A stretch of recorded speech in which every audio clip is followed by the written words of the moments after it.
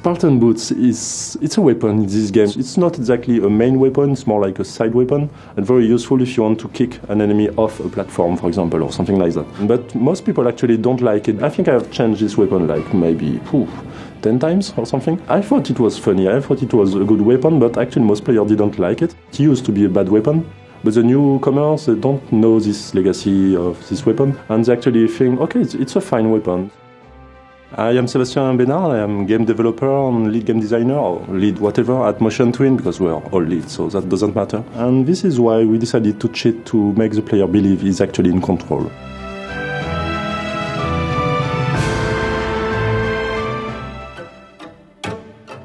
Dead Cells used to be something really different before, because it used to be a sequel, some sort of a sequel of a game that we made on the web. Dead Cells used to be a web game and a mobile game. It used to be a free-to-play game. It used to be a tower defense and cooperative multiplayer game, like every buzzword in a single game.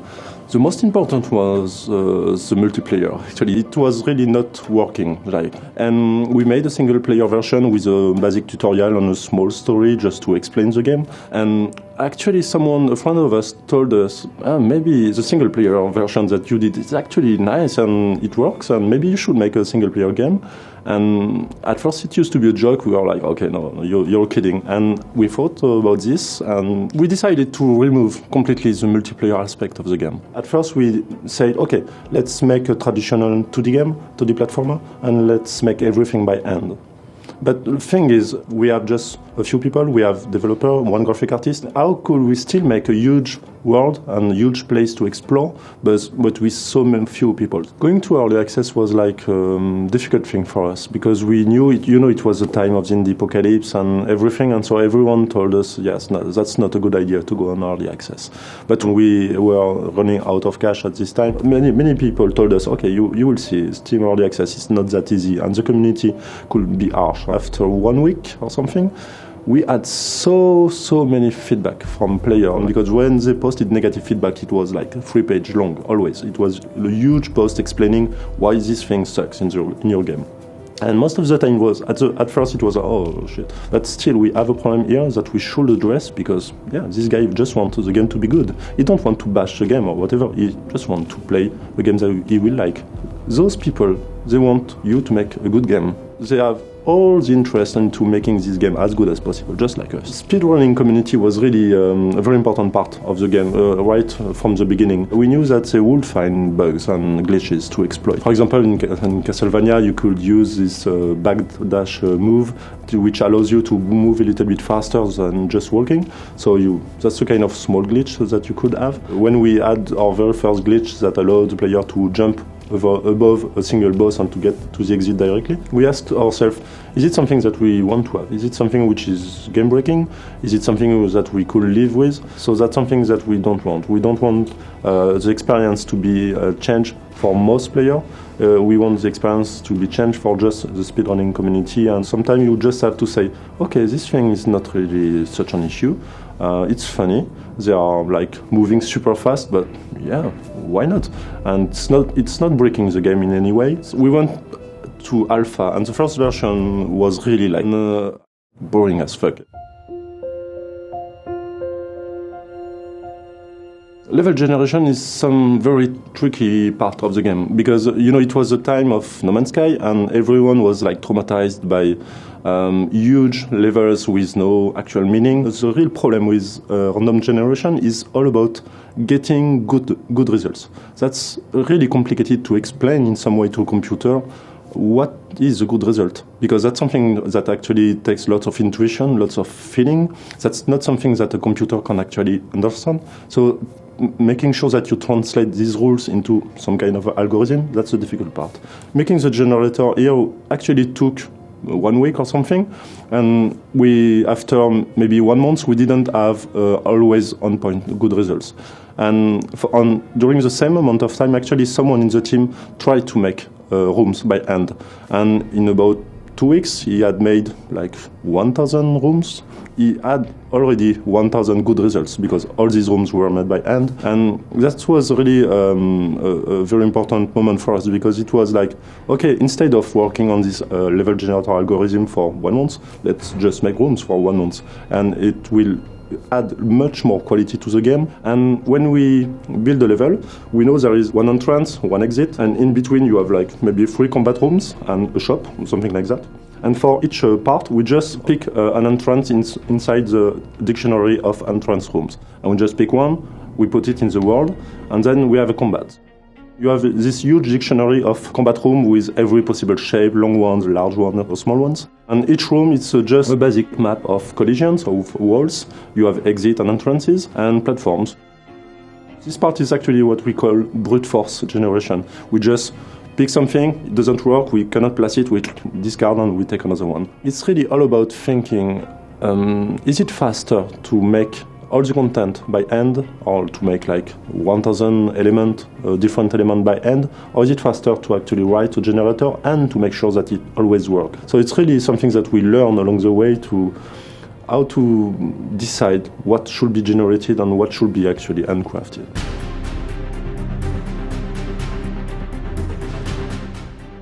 If you've played a very old game like the first Prince of Persia, maybe most players that did play this game will remember that when you want to jump from a platform to another platform, you have to anticipate like a lot. You have to press your jump button maybe 2 or 3 meters before the end of the platform because the character animation is really slow and you will have to anticipate and to start the jump.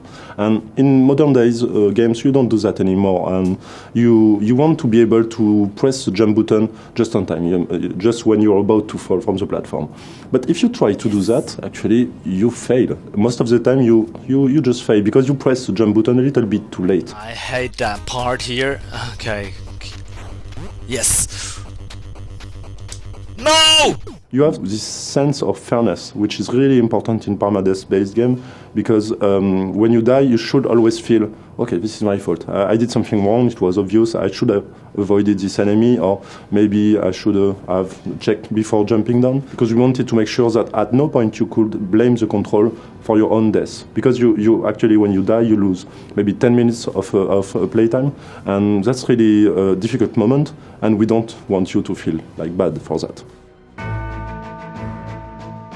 Let's talk about the jump, for example. You know, that's a very basic thing that happens in a game. You have 2 platforms. You want to jump from point A to point B. That's a very basic situation. And there is something that does happen like a lot in this game. When you start the jump, 1 time out of 2, you're probably out of the platform when you press the jump button, like 1 frame too late and you are starting to fall.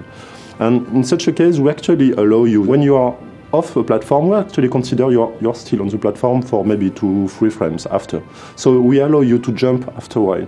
For example, when you arrive on the next platform, most of the time also you're maybe 5 pixels too far from this platform. And in such a case, we have tons of scenarios that we just put you on the target platform. You should have missed it. But we don't do that. We don't allow players to miss this platform because it's not fun. Just to arrive on a platform to fall just in front of it. No one wants that to happen in a game. It's really just not fun. That's something that did happen in old games. And now when you make a platformer, you should take care of the player. We don't want this to be in the way of the player. We just want this to be part of the gameplay, but not a challenge, not a specific difficulty or something like that. But when you get an enemy in the way, you have to figure out, okay, this guy is strong from the front and can get back behind, I can go behind him. Maybe he's about to shoot, so I will have to crouch or to jump or whatever. So in such a step, we want you to think about that. We don't want to think about the fact that your jump will probably fail or you won't be able to get past this guy or this kind of thing. So yeah, it's really all about figuring what the game is all about and putting energy where it actually matters.